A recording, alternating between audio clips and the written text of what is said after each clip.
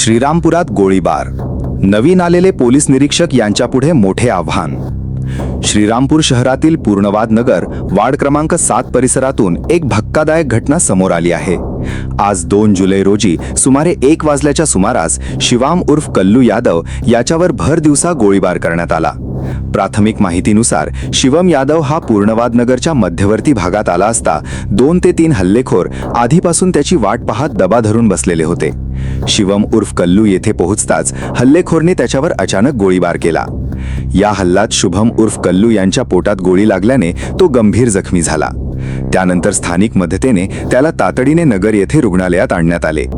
या गोळीबारामध्ये जुन्या वादाचं कारण प्राथमिक संशय व्यक्त केला जात आहे। तसा या प्रकरणामध्ये नाजूक कारण असल्याचीही चर्चा आहे। असून या सर्व बाबीचा पोलिसकडून काय तपास होतो याबाबत अद्याप पदार्थी दुजारा मिळाला नाही।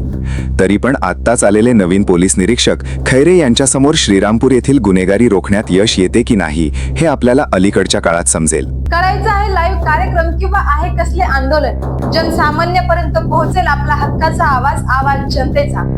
बातमी व जाहिरातीसाठी संपर्क करा स्क्रीनवर दिलेल्या नंबरवर।